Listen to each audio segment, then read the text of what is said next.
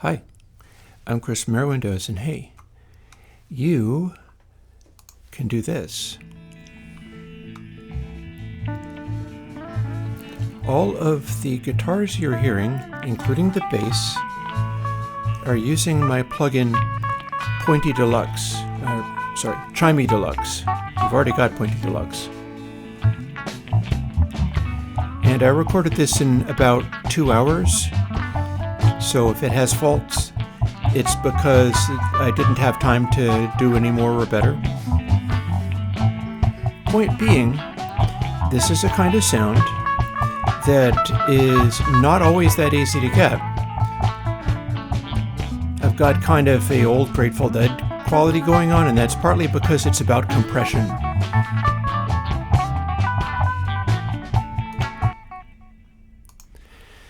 So what is ChimeyDeluxe?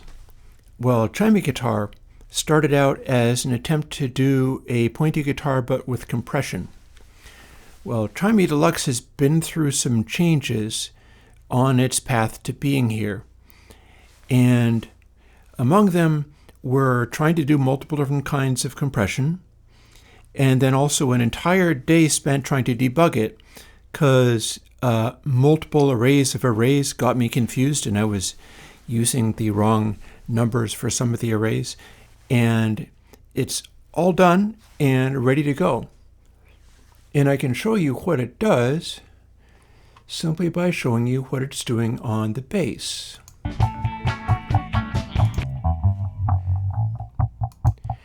Here's ChimeyDeluxe on the bass. Now you might go, okay, so that's a bass, right? Well, it started out as this. Now that's all well and good. That's a Rickenbacker DI bass tone, and it's fine. But what I wanted to do was make compression poke the percussive attacks on that sort of thing going on, and make it do this. That's very heavily compressed. It's so compressed it almost sounds like a Leslie speaker. I'm pushing it really, really hard, just to the point where it interacts with my drums in such a way that it's designed, as you can see by some of the ways it's set here, to fit into a space in the drums where the kick drum extends low but also has a click attack going on. And I'm doing a thing that's noted from Ted Templeman and many things that he did, where you fit the kick drum around the bass drum. And the bass drum comes through as a sort of band of frequencies. In this case, I'm using the band of frequencies to emphasize that particular frequency range, but also compress really hard. So it goes from this, which is much more broad range, to something which is much more mid-rangey and confined. And ChimeyDeluxe is designed to do that with anything that you want. So what have we got here? I've got the same controls from PointyDeluxe. These are from fondly remembered Slipperman Distorted Guitars from Hell. That was a guy, he's not with us any longer, but he tried to share his information of doing distorted guitars for people, and was identifying ranges in a heavy guitar tone that have certain qualities. So here we've got things like pick attack, fizz. What he means by hell is, in a distorted guitar sound, this range is the road to hell. You'll lose a windshield up here, as he said, and you probably don't want to use it. Likewise, we've got, he calls Satan, this is a dangerous range that you should treat with caution. And also danger is a dangerous range. Critical H meet, low meet. This is what I'm doing with the bass tone here. And one thing I can do here is simply put these back.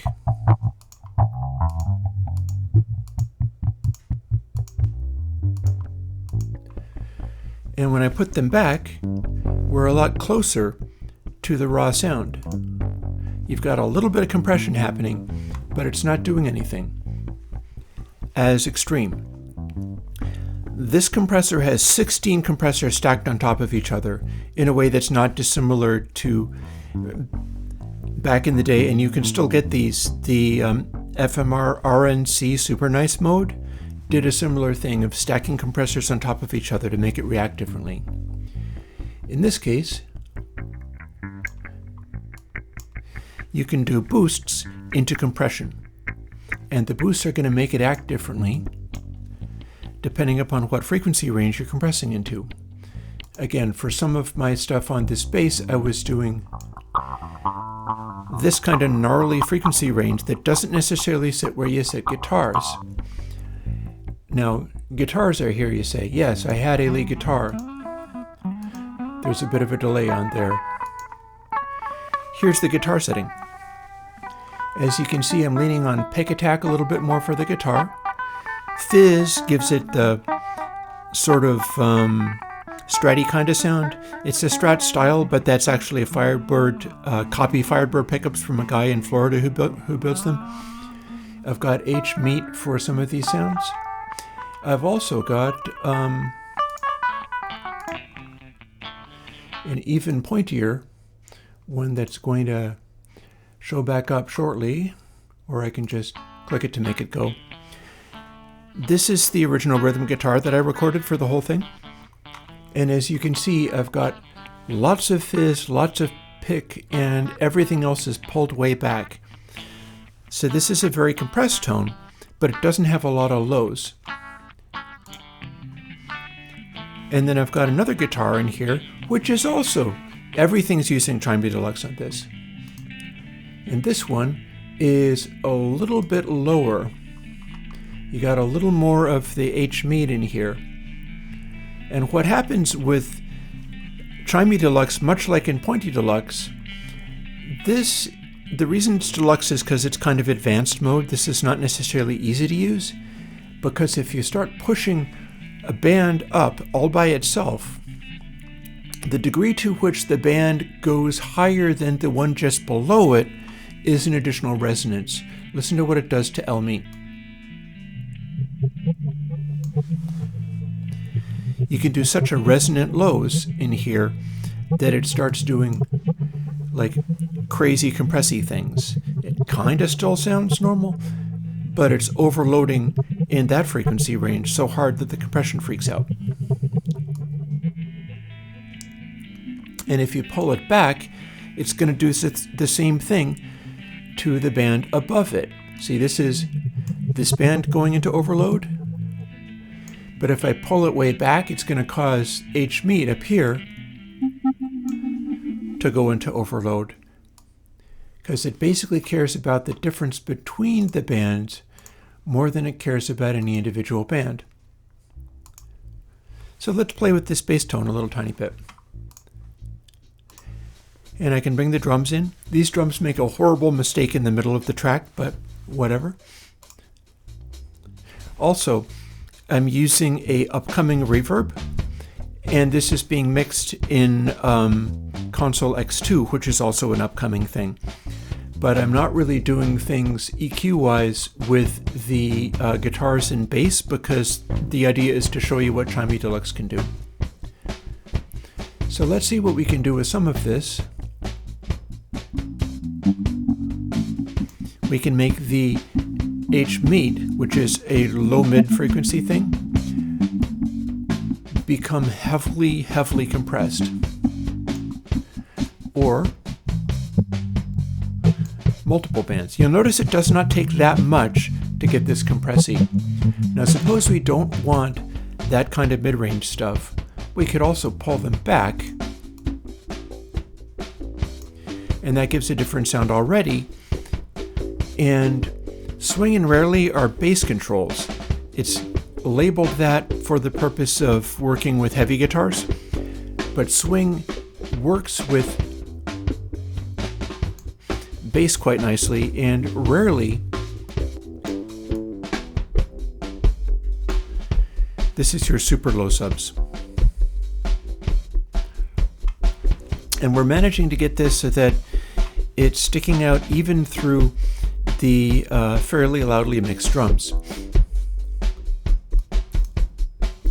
So if we went and cut everything like mad,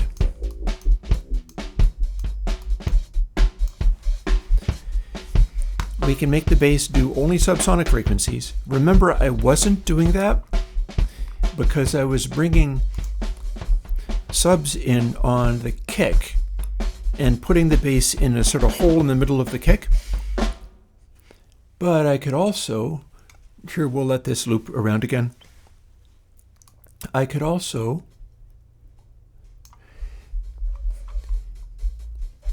bring in swing so that we're getting it compressed. Now this is still underneath most of the bass notes. So this is running a really steep filter when we're doing it this hardcore and everything is 0 except for the remaining bands. Although we can bring in mid-range frequencies to sort of try to bring it out.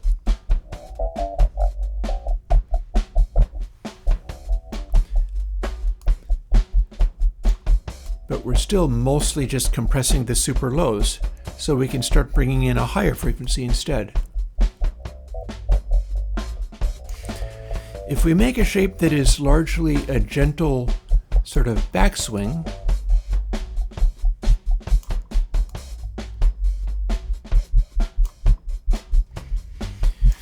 we basically get a bass guitar that's built entirely out of subsonic frequencies. And we're compressing it really hard, but the frequencies are all too low to really hear properly. And again, remember, if I cut the bottom frequency, it's going to make that middle frequency swing, which is low bass, poke out even more because it's keying off of the difference between these settings. See, we've emphasized this one now.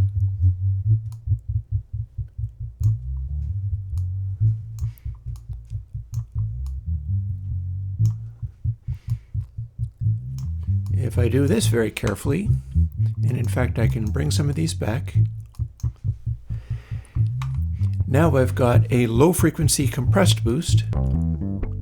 This is the raw sound, and we can turn it into this. Note that I'm not boosting anything hard enough to go heavily into compression, because if I do that,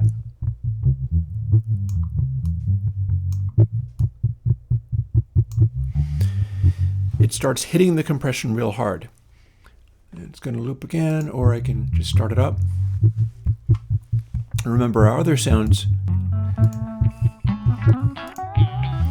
are kind of like these, so you can bring in your lows using ChimeyDeluxe as like super heavy resonant lows. Again, I'll continue. Bringing up the very lowest reduces the amount of emphasis the medium lows have because there isn't that big of a change, whereas with the big change, it's making it go harder.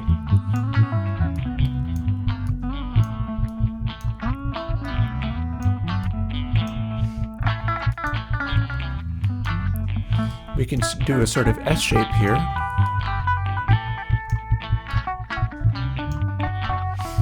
Where we've got a little bit of the highs poking out, but they're not nearly as much as on those guitars. But you hear a little bit of the click of it.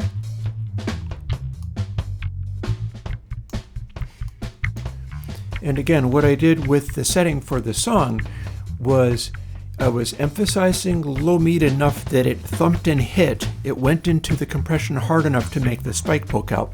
And then I was building everything out of this upper mid frequency that's a little bit lower than peg.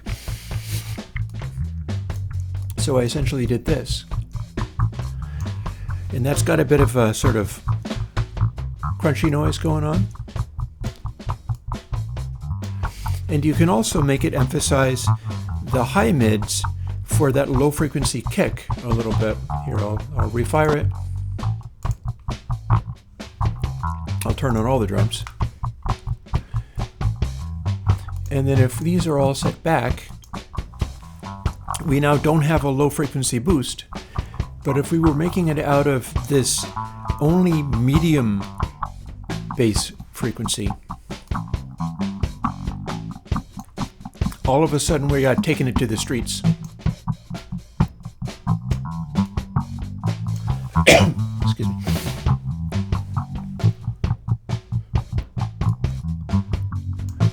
Or we can go even harder. Again, dial these back a little bit.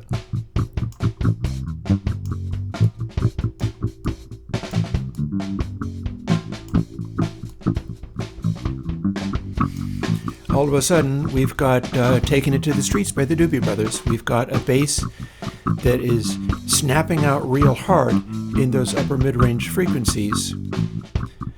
And that's the way to do that kind of thing. And then we're making it out of this, which doesn't jump out nearly as much in the mix. So I should point out that the reason that that was being done in the track that I'm talking about, taking it to, I wonder, I should probably do this as this week's example audio for the $10 and up patrons. Let me see whether I can make that happen.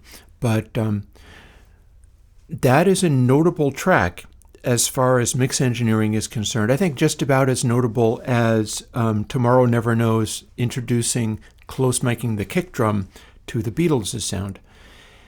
Because I hear Taking It to the Streets by the Doobie Brothers as the prototype of a thing that Ted Templeman would continue to do through Doobies, Van Halen, whatever, as far as designing a sculpted drum sound around a kick that was all click and thump, no mid-range anymore, and then sitting the bass guitar exactly in that missing spot.